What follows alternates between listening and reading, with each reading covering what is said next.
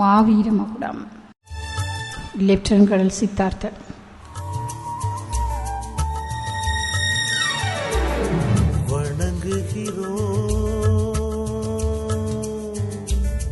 மகாவீரரே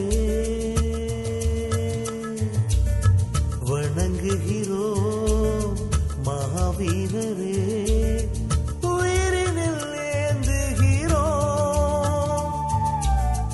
உணர்வினில் தாங்குகிறோ உயிரினில் ஏந்துகிறோ உங்கள் உணர்வினை தாங்குகிறோ வணங்குகிறோ மகாவீரரே.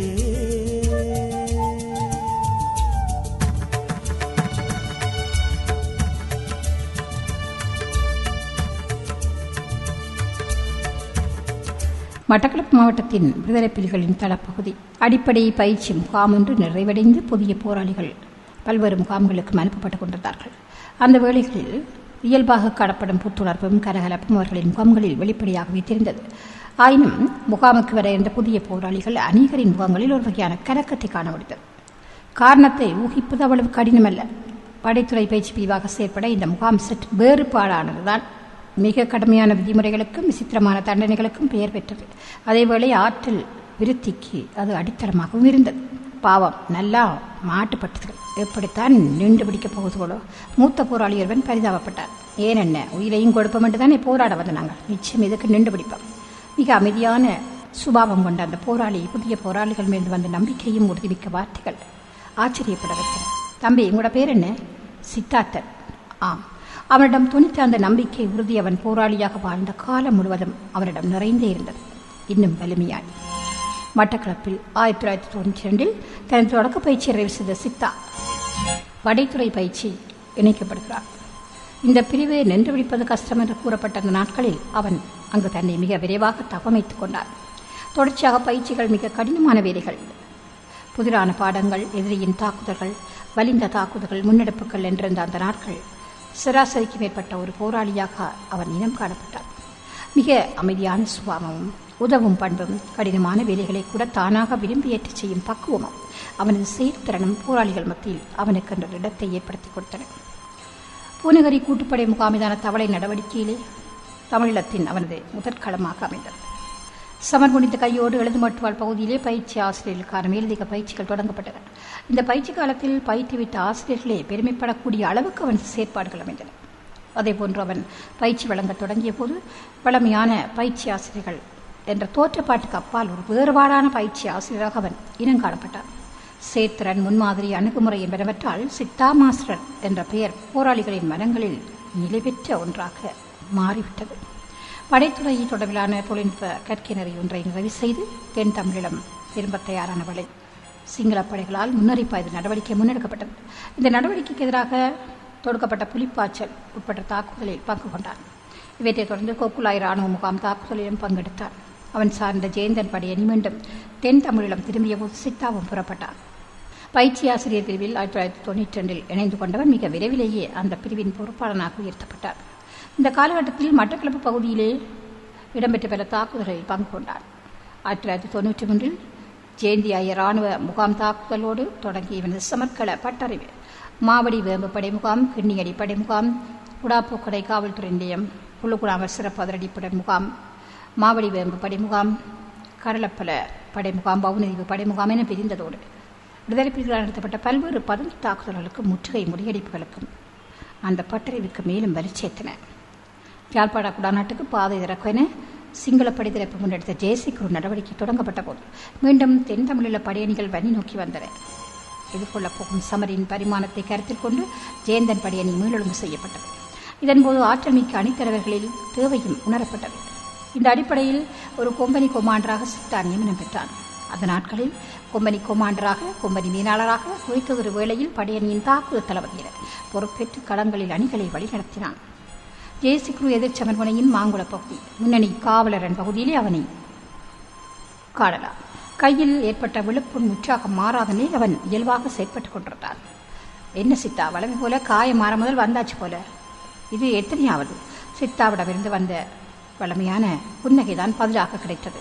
முதல் 3 ஜேசுக்குள்ள 4 மொத்தம் 7 அருகில் நின்ற போராளி அழுத்தமாய் கூறினான். ஓ, இவன் என்ன மாதிரியான மனிதன்? ஏற்கனவே 3 முறை அதில் கரப்பளையில் மார்பை உடற் தரவை அவனை சாவின் வாசலுக்கே கொண்டு சென்றது. தாண்டி குளத்தில் காயமடைந்து அது மாற முன்பே களம் வந்தான்.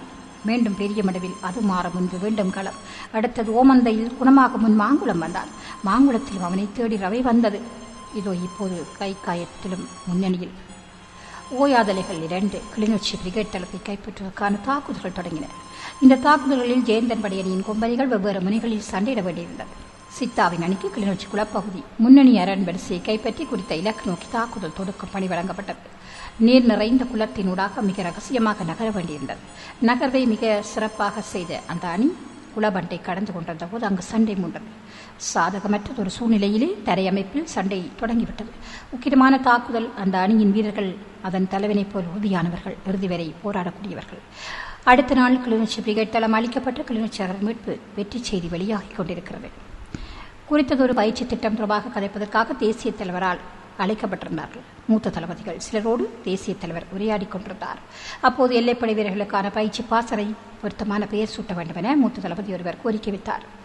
பலரும் பல்வேறு பெயர்களை முன்மொழிந்தார்கள். தேசிய தலைவரின் முகத்தில் சிந்தனைகள். சித்தா பயிற்சி பாசறை என்று பெயர் வையுங்கோ. லெப்டினன்ட் சித்தா ஒரு அமைதியான சுபாவம் கொண்ட ஆற்றல் மிக்க போராளி, அணித்தலைவன், ஒரு நல்ல பயிற்சி ஆசிரியர், களத்தில் பல தடவை காயப்பட்டவர், கடைசி சண்டையில் கூட மிக உறுதியாக செயற்பட்டவர் என சித்தா மாஸ்டரை பற்றி தேசிய தலைவர்கள் கூறிக்கொண்டார். அதேவேளை மிக பெருமையாகவும் இருந்தது. ஒரு உண்மை வீரனுக்கு கிடைக்கக்கூடிய அதி உயர் மதிப்பு வேறு எதுவாக இருக்க முடியும்? போராட்ட வரலாற்று ஒரே களத்தில் 4 முறை விழுப்புண் நேற்று ஒவ்வொரு விழுப்புண் மாறமுன்பும் களம் வந்து படை நடத்திய வீரனவன் ஒருவனாகத்தான் இருக்க முடியும். அந்த பெரும் சமக்களத்தில் அவன் 5வது முறையாகவும் காயப்பட்டான். ஆனால் மீண்டும் அவன் களம் பெறவில்லை, மூடிப்போனான். லெப்டினன்ட் சித்தாவின் மாவீர மகுடம் கேட்டோம். எனது நண்பனே, எந்த மனசில் நீயடா, என்றும் உனது ஞாபகம் ஈர நினைவடா, நீ துயிலும் கல்லறை தேச உயிரடா. எனது நண்பனே, எந்த மனசில் நீயடா.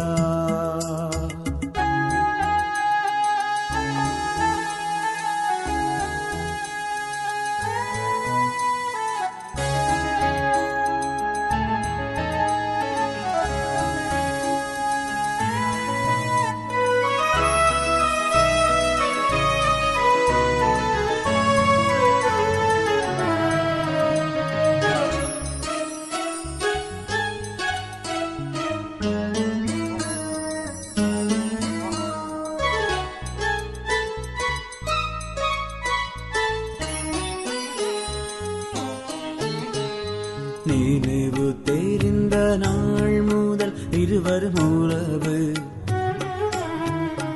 அந்த நினைவை அணைத்துத்தானே அழுகுது உறவு.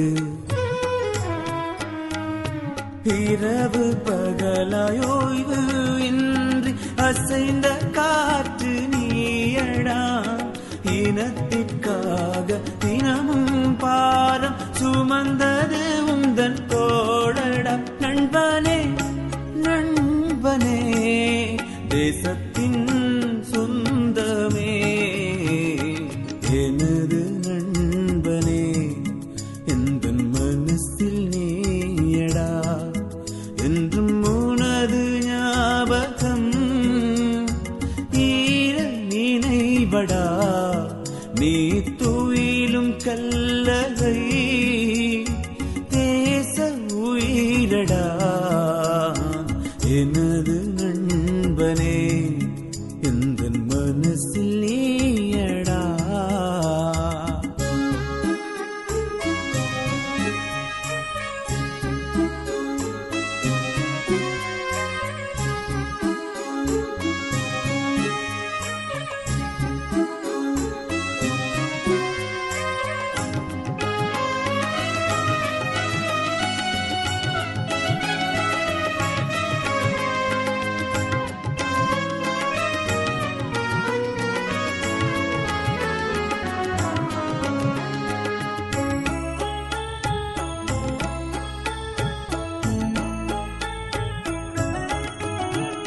மலரைப் போல மென்மை உன்னில் உண்டு,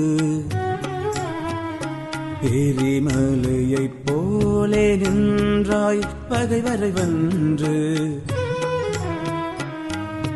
கடமைதானே மனிதம் என்று கருத்து சொன்னாய் அறிஞனே, கவிதையாலே தேச வாழ்வை காதல் செய்தாய் கவிஞனே. நண்பனே நண்பனே தேசத்தின் சொந்தமே, எனது நண்பனே எந்தன் மனசில் நீயடா, என்றும் உனது ஞாபகம் ஈர நினைவடா.